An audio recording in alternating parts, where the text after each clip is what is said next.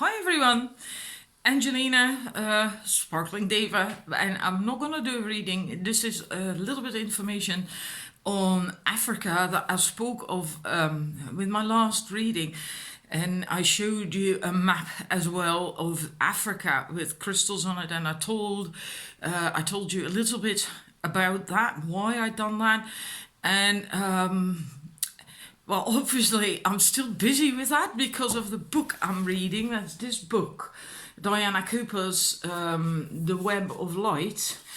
And I've read that book before, but now this time it actually really is sinking in. Some reason or other, it didn't the first time I read it. And I guess I wasn't ready for it at the time. It was about 9 years ago or something, and I was not in a good place at the time with a relationship. And well, I mean, 9 years is a long time, and I've grown an awful lot myself as well. I know a lot more now than I did then, so it is really clicking in right now. Also, the significance of it, of Africa, of that ley line healing, restoring the energy of that ley line. I didn't really fully grasp it at the time. And the reason I'm recording a video on that is because I have talked about this on fora and then here on YouTube at the beginning of that reading. And I have, well, quite a lot of people asking me questions about it. And because it is so important, it is really vitally important to the planet. And so I thought, well, maybe it's best I do a video on it. And then people who resonate with it will find that video, and then they have that information as well, even though they haven't read the book. Of course, I'm not the author of the book. I'm also not the one who channeled this information. If you want to know more about that, then I really seriously recommend you read that book. The only thing is, it is the last installment in a trilogy, and I'm not certain if you get the full thing out of it if you only read that one and not the first two novels. It is a bit of a standalone, the story itself. But there are recurring characters. There is reference to events that happened before to the characters. I'm not certain it will make complete sense if you haven't read the first two novels. I think that was what tripped me up the first time when I read it, because I think it was the first book I read. So it's like starting with the end of the movie, and then I read the second novel. So then start watching the end of the movie and then moving to the middle section of the movie, and I never read the first novel, so I never saw the beginning of the movie, and I think that's why it never really sank in. And now I did read the first novel, I bought it. Well, if you want to know almost just like everything there is to know when it comes to earth portals and the old people and their wisdom and knowledge, and it's just astounding, all the stuff that Diana Cooper put in these books. It really is astounding. I'm making notes in the book itself. Well, it's a novel. It's not a non-fiction book. Then I always do that. I underline things and I write things in the margins and stuff. But I've never done that with a novel. But now I am.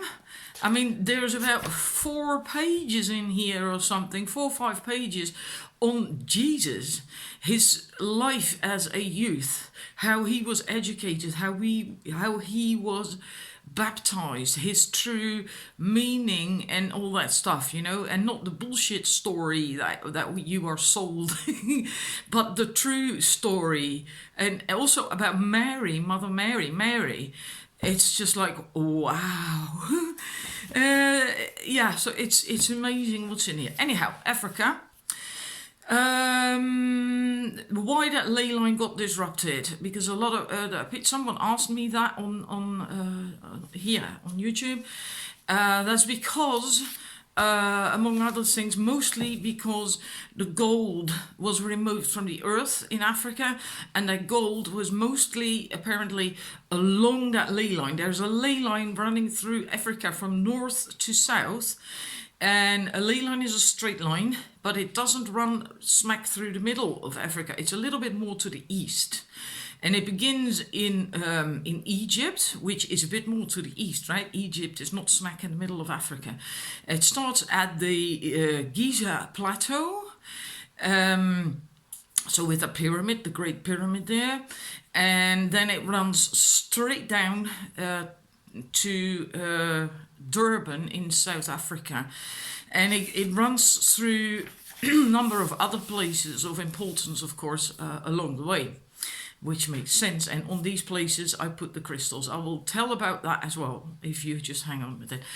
But apparently the gold was also along that ley line, and it was put there deliberately long time ago, because gold has a very high energy. It has the highest energy on Earth, on the planet. It's the energy of enlightenment. So by removing the gold from the Earth, by mining it, they literally took the light out of the planet. Now think about that. That is serious shit. And also, the way the pyramids are built, they could get, there's these holes in the pyramids there, right? And they go diagonally upwards. I've seen that once in a documentary, and they are aimed at Sirius and at Orion's belt. And through these things, they could draw in information from Orion's belt, from Orion, and Sirius, and that information and wisdom was then channeled through that ley line, which was possible because of the gold, that because of the high energy of the gold, all the way through Africa to the south, and then it was also spread from Africa throughout the world, because the ley lines are all connected, right? All the power places are connected through these ley lines. So that was disrupted, and then the energy, that wisdom, that galactic wisdom, couldn't be transferred anymore along that line, meaning that not just Africa is missing out on that, but the rest of the world as well. And why is that line so important? From what I understand, it's because Africa has a vital role on the planet, for the entire planet. One of the reasons for that, I suppose there's more reasons, but one of the reasons for that is the fact that the solar plexus chakra of our planet is located in South Africa. And that can't be, that chakra can't be properly activated and work, because that line is disrupted. And the thing is that our planet also has a role in the universe as a planet, right? And our planet is the solar plexus of the universe. And we cannot, our planet cannot take its rightful place as the solar plexus chakra of the universe, until that is all restored here on the planet itself. So that solar plexus chakra has to be restored, has to be healed and active and opened and etc. and balanced, in order for our planet to be able to take its rightful place as solar plexus chakra of the universe. Until then, until that is restored in Africa, our planet cannot take its rightful place in the universe. Go figure. That is fucking big, right? And that also means that it's not just our planet, but it also means that it has an effect on the rest of the universe, because they are missing out on a balanced solar plexus chakra, because our planet itself isn't balanced yet. So the rest of the universe can't really find its normal balance either. All because mostly, not just only, of course, there's a lot more shit going on our planet, but mostly because of Africa isn't sussed yet, isn't healed yet, because of all the shit that's going down there. I mean, that is big. That is big. It's unbelievable. I never really could grasp that full picture when I first read that book. It's just amazing. So that's why it's so important that Africa gets healed, because then the entire planet will get healed. Also, the solar plexus chakra of the planet in South Africa can be opened and activated and balanced and so on and so forth. And then our planet can start doing its thing in the universe, meaning it will then help restore balance in the universe. It's just amazing. In any case, if you can't follow that on a mental level, then don't try to do that. Just allow the information to come in. Don't try to analyze it. Don't try to rationalize it. Because if you start doing that with this kind of inside wisdom information, it doesn't work. It really doesn't work. You can't. So just feel. It's stuff that you really have to feel. It must resonate within. And if it doesn't, it is okay as well. Then you likely aren't ready for this yet. And that's also cool, you know? Maybe it's not your task. Maybe it's not your thing. That's perfectly okay. Right? For me, it is. For me, healing the planet, helping to heal the planet is part of my task. My life purpose on Earth is part of that. But that's not the case for everyone. There's people who have completely different tasks, right? Maybe to do with people or whatever, you know, and and that's okay. So don't try to analyze it with your head. That really doesn't work. Sorry. In any case, if you also want to do this thing with the crystals that I've done, then try to find a map. Well, don't try. You have to find a map of Africa, otherwise you can't do it. If you can't find it printed or whatever, then well, maybe just draw one yourself with the outline of Africa, and as long as that line, the ley line, is straight, right? And then you need a yellow, you need a black obsidian, you need citrine, a red garnet, malachite, and a lapis lazuli to put on these spots on that ley line. And then you start at the Giza Plateau that is right next to Cairo. It actually is in Cairo. If you look on Google Maps, it's really weird. It is almost just built in with houses. It's amazing. You just use Google Maps to find out exactly where these places are, and then you pinpoint them on your map of Africa. That's what I did as well, because I do have a map, a proper map of Africa, but not all these places are on that map. So I too had to use Google to find the places. So I got it right. So you start with the Giza Plateau, and on that you put a black obsidian. Then you go to the source of the Nile and you put a yellow citrine on that. Now what I could work out, I had to look that up online, because of course I didn't know where is the source of the Nile. I haven't a clue. And it has to be on that line, right? And then I found out that there is a blue Nile and a white Nile. And the biggest source of the Nile that runs through Egypt is the Blue Nile. 19% of its water comes from the Blue Nile. But the Blue Nile has its source in Ethiopia, and that's not on that line. So then I figured then the source that she means in the book is the White Nile, which does have its source exactly on that ley line, and that is in South Sudan.